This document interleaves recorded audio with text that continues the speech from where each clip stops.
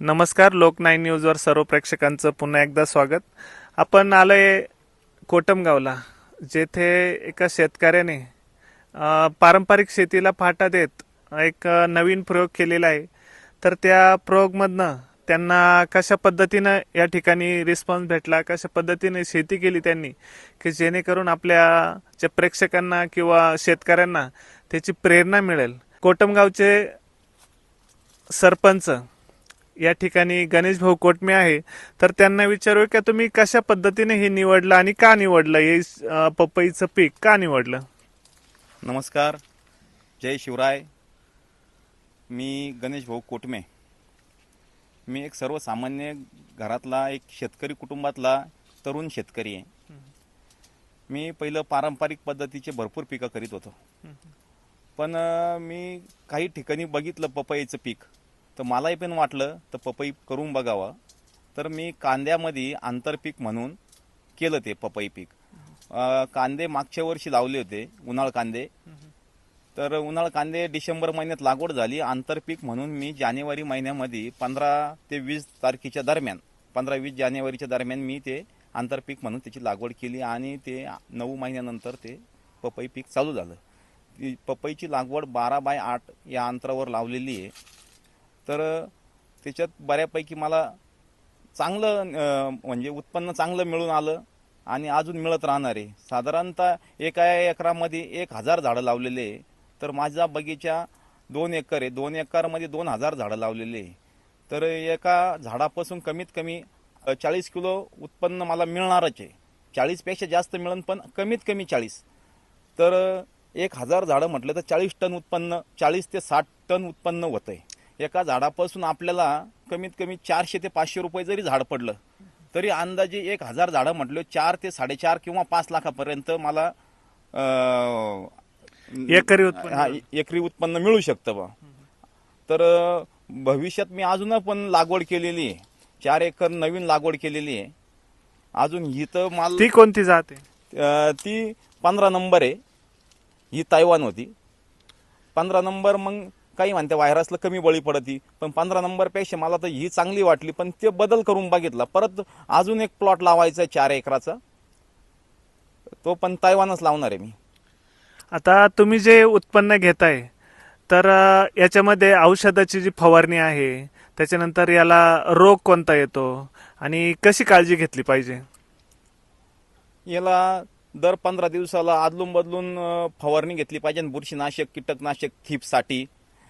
पाण्याचं नियोजन म्हटल्यावर त्याला जास्त काही पाणी लागत नाही, पण देण्याची पद्धत म्हणजे अशी 1 तास 1.5 तास, याच्यावर जास्त पाणी पण देऊ नये. जास्त पाणी झाल्यावर व्हायरसचं प्रमाण जास्त येतं. थीप्सवर मावा तुडतुडे कंट्रोल होण्यासाठी ते आपले पिवळे चिकट सापळे राहते जागी जागी लावलेले आहे मी, त्याला पण चिटकत असते थीप्स. त्याच्यानंतर पुढे मुळे कूज होते.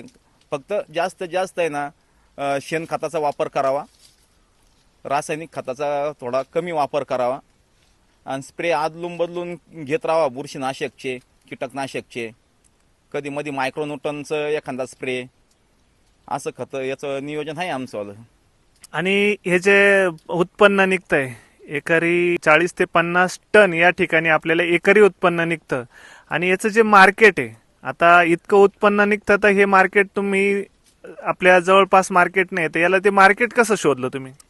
याचं मार्केट आहे ना, आम्ही व्यापाऱ्यांचे कॉन्टॅक्ट झाले. कॉन्टॅक्ट थ्रू म्हणून ते म्हणून तुम्ही नाशिक जाऊ द्या, वासी मार्केट जाऊ द्या, मालेगाव जाऊ द्या. लोकल मंडीमध्ये एकदा आम्ही सुरुवात केली. तिथून आम्हाला कॉन्टॅक्ट झाले, व्यापाऱ्यांचे कॉन्टॅक्ट मिळाले. म्हणजे या व्यापाऱ्याचं नाही त्या व्यापाऱ्याचं कॉन्टॅक्ट टू कॉन्टॅक्ट जर मिळाले तर बरोबर आपले त्या क्षेत्रात गेले, आपली ओळख होती. आपल्याला बरोबर व्यापारी पण मिळत्या आणि माल कुठे विकायचा, कसा विकायचा, ती पूर्ण माहिती ऑटोमॅटिक येऊन जाते. त्या क्षेत्रात असल्यावर ती बरोबर माहिती मिळते.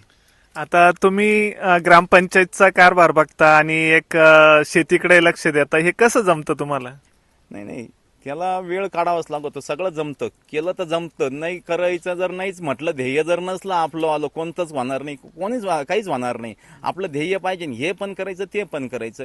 इकडं कंटिन्यू काय त्या पपईच्या झाडाजवळच बसायचं नाही आपल्याला. ड्रीप आहे, त्याला पाणी कधी मध्ये द्यायचं, स्प्रे काही रोजच नाही मारायचे, कधी मध्ये स्प्रे मारायचे. मग त्याच्यामुळे ते नियोजन जमून जातं. उलट पपईला एवढं नियोजन भारी, टेन्शनचं काम नाही.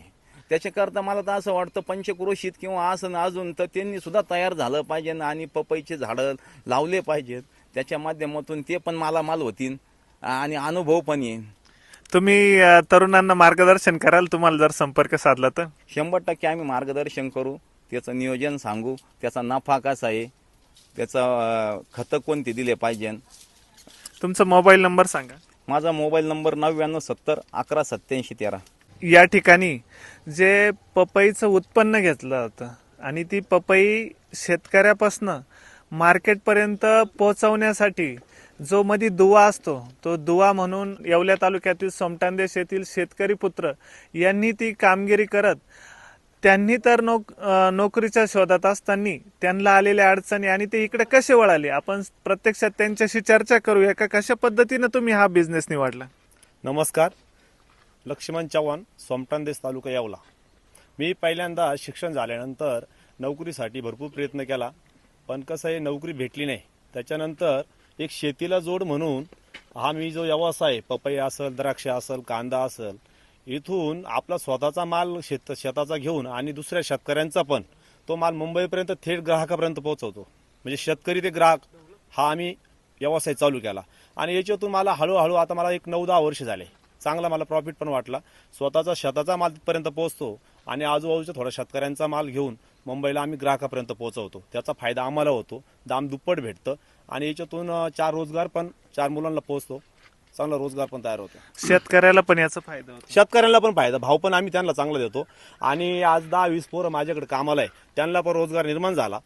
त्याच्यामुळे मला याच्यातून चांगलं वाटलं. शेतकरी ते ग्राहक हा आमचा व्यवसाय चालू झाला. काय वाटतं नवतरुणांनी याच्यात उतरावं? हो, आता नोकरी तर सर्वांनाच भेटेल असं काही नाही. तर हा व्यवसाय जर केला, कोणी द्राक्ष असेल, कांदा असेल, आम्ही थेट शेतकरी ते ग्राहक हा व्यवसाय चालू केला. 10 वर्षापासून एकदम व्यवस्थित चालू आहे आणि याच्यापासून बेनिफिट पण आम्हाला चांगला भेटतो. तुम्ही मुलांना काय मार्गदर्शन कराल जे आता सध्या नवतरुण आहे आणि नोकरीच्या शोधात आहे परंतु त्यांना नोकरी मिळत नाहीये? नोकरीची वाट बघत बसण्यापेक्षा ज्यांना नोकरी नाही भेटत त्याने एखादा उद्योग असा चालू केलेलं चांगलं आहे. म्हणजे आपला स्वतःचा शेतकरी माल पण पोहोचतो, जो मधला दलाल आहे त्याचा पण म्हणजे तो वाचवतो, तो आपण स्वतः माल आहे शेतकरी ते ग्राहक आपण विक्री करू शकतो आणि त्याच्यातून आपल्याला आपल्या मालाचे पैसे चांगले भेटतात ग्राहकापर्यंत पोहोचल्यामुळे. आता तुम्ही म्हटले का आम्ही उत्पादक म्हणजे शेतकऱ्याकडनं, आता तुम्ही शेतकरी पुत्रच आहेत पण शेतकरी टू डायरेक्ट ग्राहक ही जी संकल्पना आहे ही जी संकल्पना राबवताय तुम्ही, पण याच्यात ज्या येणाऱ्या अडचणी त्या कोणत्या? नाही, अडचणी कसं आम्हाला सुरुवातीला मुंबई जेव्हा आम्ही चालू केलं तेव्हा तिथं स्थानिक लोकांना काही त्रास पण झाला, काही लोक चांगले पण भेटले. आता थोडाफार त्रास होतोच, पण एकदा हळूहळू आपण चालू केलं काही नाही, थोडा संघर्ष केला तर सगळं होतं. सुरुवातीला पहिल्या वर्षाला त्रास झाला, पण नंतर आता व्यवसाय एकदम मस्त चालू आहे, काही अडचण नाही. असं दुसऱ्या मुलांनी पण केलं पाहिजे, चांगलं आहे. थोडी मेहनत घेतली तर 2 पैसे भेटते आम्हाला याच्यात. धन्यवाद.